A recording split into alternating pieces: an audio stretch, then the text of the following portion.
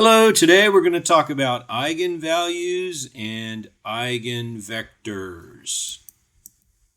We're going to learn some basic things about eigenvalues and eigenvectors. It's a pretty complex field. We're not going to cover all of the nooks and crannies. We're going to get refamiliarize ourselves with determinants and a couple of things on inverses. We're going to do a basic 3x3 system of eigenvalue, eigenvectors to get a feel for how it works. So a little bit of background for eigenvalues and eigenvectors. First of all, there's going to be an n by n matrix, a square matrix. So you have to start with a square matrix A, and you think about, first of all, an eigenvector. So an eigenvector is a column vector, an n by 1, that will map, and what that means is you're going to take that eigenvector and multiply it into the matrix A, and you're going to get some scaled version of the original eigenvector that you started with. So that's how an eigenvector works. You basically say that an eigenvector, quote unquote, maps to itself, and the associated scalar that scales that eigenvector is an eigenvalue. So I like to tell the story of eigen. It's a German word that to me means own. So for example, if I say, das ist mein eigener Bleistift, so that's a Bleistift right there. And if I say, das ist mein eigener Bleistift, that means that this is my own pencil. So own is what I understand eigen to mean. And in the context here, it's something that the matrix A will own. It's a property of A. It's an invariant property. Sometimes you hear the word proper being associated with the translation of eigen, but for me, it's own. So you think of X as mapping to itself or a scalar multiple as a bottom line here. Okay, so I want to make this point clear here that eigenvector, you can scale that and it will still map to itself. So, and what I want to show you, how I want to show you that is I take the whole equation that we were just discussing, the ax equaling to lambda x, and if I take that whole thing and I multiply it by some non-zero scalar mu, then I can take that mu and kind of move it into both sides of the equation on the left hand. And then because it's a scalar, I can actually sneak it in with the vector, as I've done there, sneak that mu in there. So what normally happens is you think of an x as being normalized. And what that means is that the 2 norm is going to be 1. So we have that freedom that any mu times that eigenvector will map to itself and scale by that lambda. So we might as well just make that eigenvector a normalized one, quote unquote. Okay, so we'll do that. How do you find eigenvalues? So this part, finding an eigenvalue, is actually the easy part. Is finding the eigenvector. That's a little more challenging. So we're going to start with this. How do you find the eigenvalue? So we're going to start with ax equals the lambda x, and then we can recognize that that's the same as when I sneak an identity matrix in there. That's the same thing. And then I can sort of bring that lambda times I identity matrix over with the left-hand side, and then that makes the right-hand side a column of zeros, n by 1. And now I can refer to this as a homogeneous system of linear equations. Homogeneous means that the right-hand solution vector is zero vector. Okay, so what we're looking at now is we're going to talk about something called non-trivial. So if I look at this homogeneous equation, obviously if the x's are all 0, that would be a solution, but that would be a trivial solution. So we want to think about a non-trivial solution. That's when the x is actually not equal to 0. And that's going to happen when A minus lambda I, that sort of n by n matrix I have kind of handsomely put between the parens, when that becomes singular. And for it to be singular, you could say, for example, that the determinant of that A minus lambda I, the determinant of that, it needs to be 0, or I say vanish. So this will give us a nth degree polynomial in lambda, and we call that the characteristic polynomial.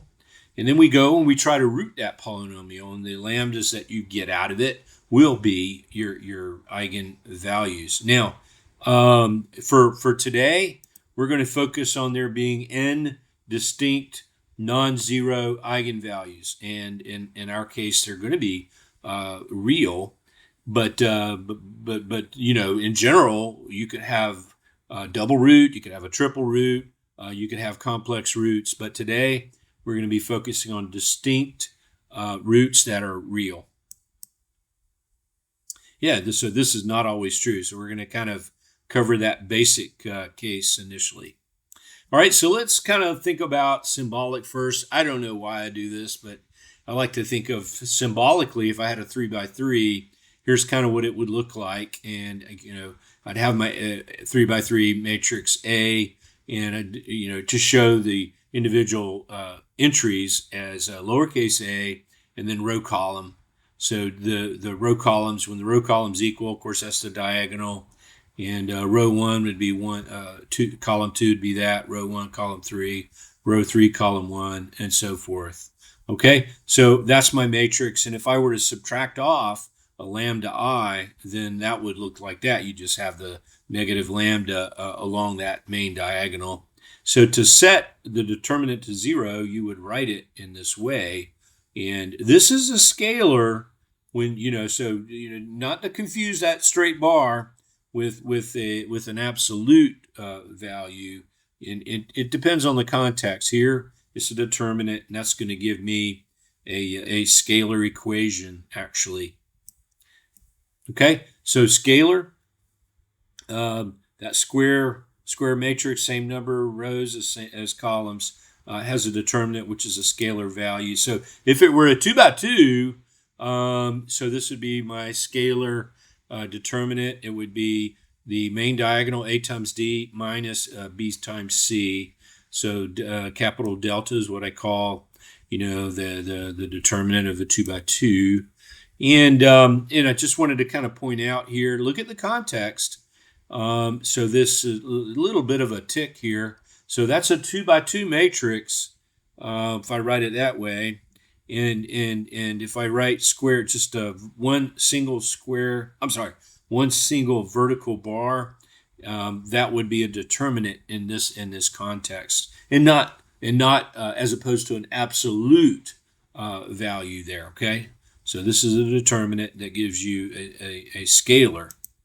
Okay, so if it's a 3 by 3, how it kind of works out is you can break up along the first row. So I have the first element A, and then I hold that column and that row, strike those out, and I'm left with what's called a minor. So 2 by 2 minor, E, F, H, G.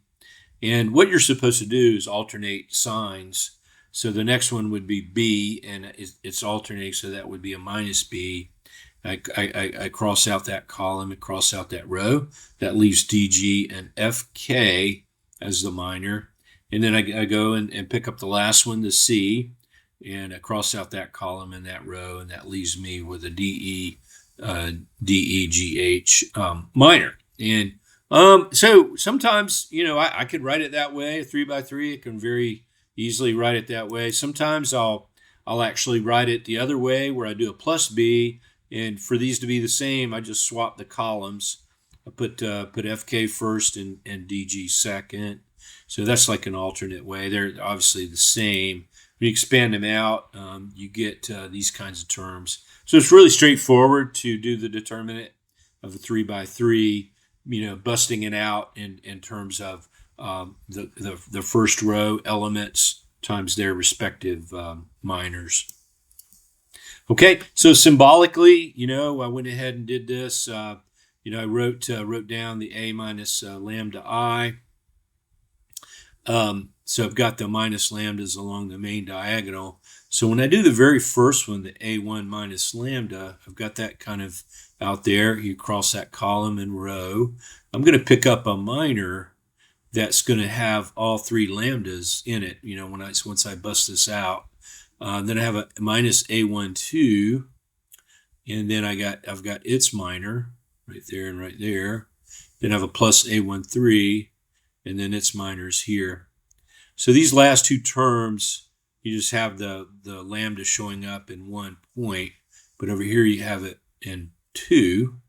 So when you kind of bust this out further and do this, you're going to see right away that I'm going to get a minus lambda cubed term. That's the only one I'm going to have. I'm going to have that. And then also from this first sort of factor, I'm going to get A1, A11, A22, and A33. They're going to multiply lambda squareds. Okay, so we see that. And there are going to be some lambda only terms out of this as well, where you're going to have maybe a double, a pair of A's that are going to multiply. Same thing is true over here. You're going to have a pair of A's that multiply, like that one and that one. And then over here, you're going to have a pair. So it'll be that one and that one. So as you kind of bust it out, you'll see that you'll have these pairs of A's that multiply times the linear term. And then it's funny that the constant term here, well, it's not funny. It actually kind of works out beautifully that the constant term of the polynomial is the determinant of A. So anyway, so symbolically, that's kind of how it looks. This particular thing where you're looking at A11 plus A22 plus A33, that actually has a term for it. This right here is called the trace.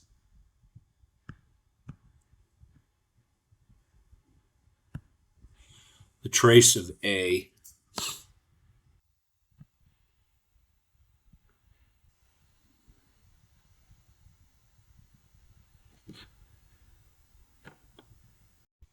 Okay, instead of doing the symbolic version of it, I think I'd like to take a look at an actual numerical example.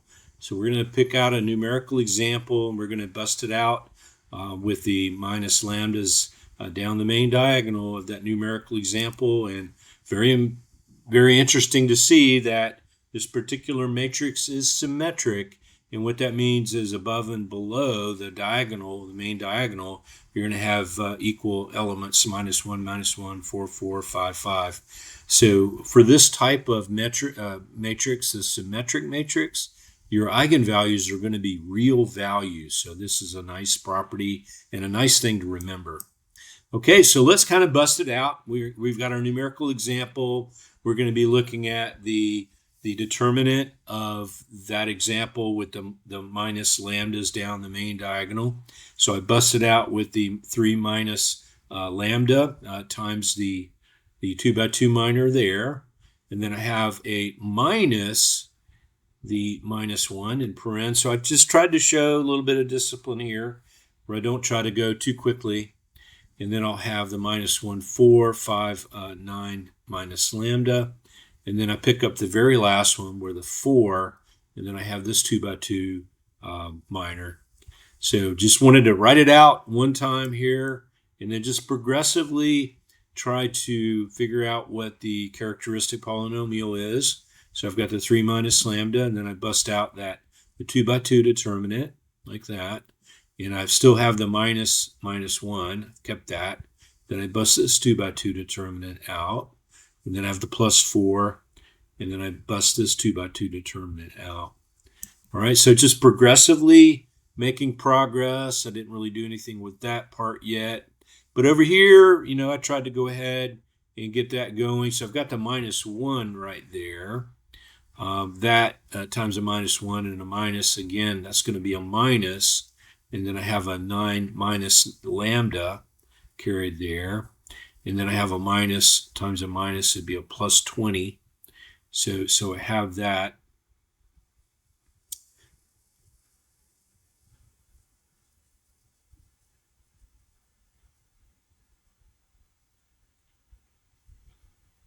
I have a minus times a minus times a minus is going to be a minus. But if I pull the minus out, then I'll have a plus 20 there. And then here I've got a minus 1, so I might as well pull that out, make that a minus 4. So then I've got a 5, and then that minus came out with this minus. So I have a 4 times 6 minus lambda. Just kind of walking through it, making sure I didn't make any mistakes here. So I distribute the 3 minus lambda there with the 25. And then I've got the minus going with the 9 minus lambda, and the minus going with the 20. I've got a minus 20. Again, I've got a minus 16 times 6 minus lambda, just double checking everything. And then here I can put together a minus 75 for that part. I've got a plus 25 lambda. And then I start making this come to life here. I've got a minus 9 and then a plus lambda. Okay, picking up a minus 96 and then a plus 16 lambda. Not a lot of changes there. It looks like I've got some here though. Go ahead and bust this out. I'm going to have 54 minus 9 minus 6 is going to be minus 15. Then I have a plus lambda squared, so that's taken care of. All right, here I've got a plus 25. Plus 1 is 26. Plus 16 is going to be 42. Okay, and then here minus 75, minus 9, minus 40, minus 96 is going to be minus 220. Almost there, almost there. Then I bust this out. I'm going to have 3 times 54 there. And then minus 3 times 15 lambda plus 3 times lambda squared, just busting out this twice. Minus 54 lambda plus 15 lambda squared. Don't see any mistakes yet. Oh, there's my minus lambda cubed. And then I'm picking up those things that I had already. Okay, and I think this is it. So I've got a 3 times 54 for my constant, picking up a minus 220, so that's going to leave me minus 58. I've got a minus 45 lambda, minus 54 lambda, plus 42 lambda. That's going to give me the minus 57 lambda. Got a 3 lambda squared, 15 lambda squared. So that's 18 lambda squared. And then, of course, I got the minus lambda cubed. Okay, so that's it. So just trying to be disciplined and making sure we didn't miss anything. So I set that equal to 0. And the 3 lambdas that satisfy that polynomial equation, those are my eigenvalues for this A matrix. All right, so we start with that. And I went through in MATLAB and said, okay, give me the roots. And for me, you remember I like to do my polynomials in ascending order for the constants. You know, I do the constant term first and then with the highest degree last. So MATLAB's root function actually wants them the highest first, so I flip them. So the lambdas I got there are the lambdas 13.4366, and then I've got a 5 something and something less than 0, minus 0.8 and change. So we're going to focus on the 13.4366 version of it. So we're going to focus on that lambda 1. We're going to go look for an eigenvector now. That's an eigenvalue. We're going to look for an eigenvector. Okay, so this is a little bit trickier. The eigenvalue is easier to get than the eigenvector that's associated with it. So I thought, well, yeah, I'm going to eventually go and say, let's go get the eigenvector for lambda 1. But just generically, I said, well, let me just write it lambda k. It could be any of the three. So we would be trying to solve this homogeneous equation. Well, remember, that matrix is singular. So what we need to do is think about just picking two. We could pick two independent equations because there's three equations in the original one, but they're not independent because it's a singular system. So I'm going to pick out two, and I'm going to pick out the bottom two in this example. And then if I have the bottom two, if that first column has non-zero entries, I can pull those over to the right-hand side, and there's actually no lambdas that go with it, the way I've done it, because I've picked the bottom two. So no lambdas are going with it. You know what I'm going to actually do is I'm going to temporarily set x1 to 1. So I had, with the -1 and 4, coming over to the right-hand side, they get negated. And, that's going to give me a minus. That's going to be a +1, minus, +1, and a -4. I'm going to let x1 just temporarily be 1. So the x1 goes away. And now guess what? I've got a 2 by 2 trivial system. Well, it's not trivial, but we can easily do a 2 by 2 actually symbolically. And that's what we're going to do, set that up to where we can solve for corresponding x2 and x3. So that's what we're going to do. Yes, I put a big note here with a double red star. So for this to work, you need non-zero entries here. If they're both 0, that's bad. I think one could probably be 0 and you'd be okay, but you definitely don't want both as 0. Okay, so here we go. This is something I showed you on linear day 1, and a situation where we're looking for the inverse. Let's say we're given an ABCD matrix, and we want to find an EFGH matrix. That would be the inverse. In other words, when you multiply these two matrices together, you get a 2 by 2 identity. And I showed you that day that the inverse of the ABCD matrix is where you take A and D and you flip them. So you take the main diagonal and you flip them. And then the anti-diagonal, you leave them where they are. You just negate them. So I remember this very, very easily. And I show you down here when you kind of put it all together and you do column times row, column dotted with row, you'll get something along the diagonal with 0 on the anti-diagonal. The thing you get along the diagonal is equal to the determinant. So you can see very quickly that 1 divided by the determinant times this matrix, it verily is the inverse. That's what we're going to use. All right, so there's the prototype of what I just explained.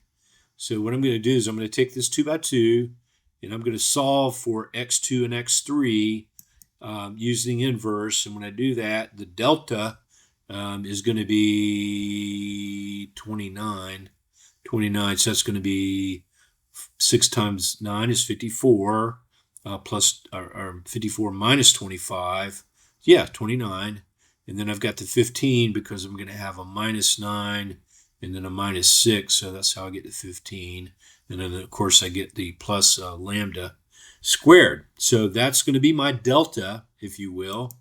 And then I showed this perfect purple here that my x2, x3 numbers that are going to join with the x1 being 1, I can get from this relation. Okay, and here I'm going to do it for the lambda 1, which was the 13.4366, and I gave all the digits I have. So there's my delta. And the second sort of thing for this to work is that delta cannot be 0, right? Can't be 0. Because we're going to be dividing by 1 divided by delta. So there's two things you have to look for. And if it doesn't work out, then you start with two other equations. So but anyway, you're not dead in the water if this doesn't work. You just have to swap equations. Okay, so here's my x2, x3, my actual values. So I plug in my delta. Okay, and I plug in my lambda right there, and I turn the crank and get my result. I get an x2 is 1.947, and then my x3 is 3.095, and I've given a lot of digits there. Okay, so that means that my mu, remember I was talking about that mu where you could kind of scale your eigenvector by really any non-zero thing. So here's what I've done, and the mu would be whatever it needed to be to make that x1 equal to 1. So 1 for x1, x2 is this, x3 is that. So I've got a way to get my normalized eigenvector. This is an eigenvector. It's just that I want to kind of normalize it. So when I normalize it, so there's my, just restating that value. So when I normalize it, I want to see, well, what is my 2 norm of that? And 2 norm is the square root of the sum of squares. So I easily get that. And then I can go in there and get my normalized eigenvector, and that's what it looks like. Now, I want to check it. I want to say, hey, is this making sense? So how I can check it, but that normalized eigenvector goes with lambda 1. The other eigenvectors are going to go with their respective eigenvalues, right? So we got to remember that. So let's see what this maps to. So I've got my eigenvector, this normalized. So I multiply that into A, and I get a value, which I'm going to call right now lambda x.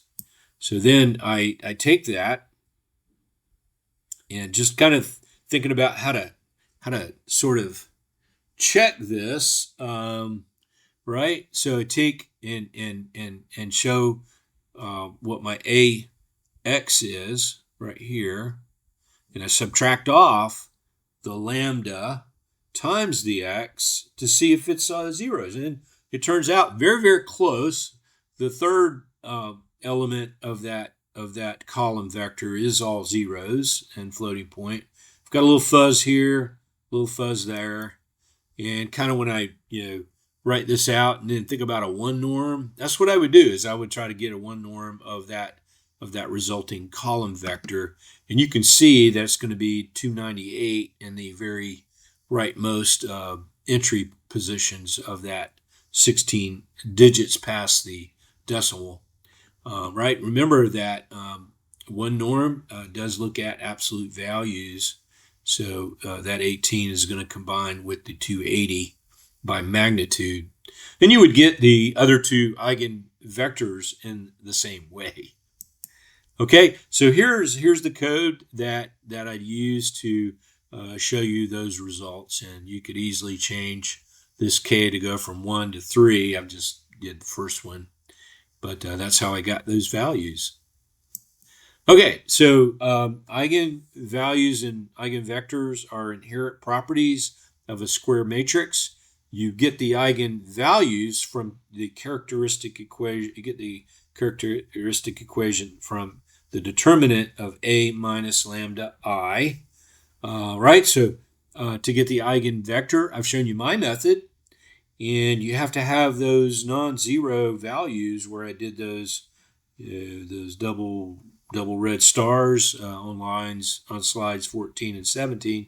It basically says that the numbers that you bring over to the right hand side can't both be 0, and whatever rows you pick. And then it says that the 2 by 2 determinant that you use to solve for the remaining 2 x values, that determinant can't be 0. So those 2 things. Okay, and then my check to make sure I was right was to look at the 1 norm of ax minus lambda x. Okay, so hopefully you enjoyed that.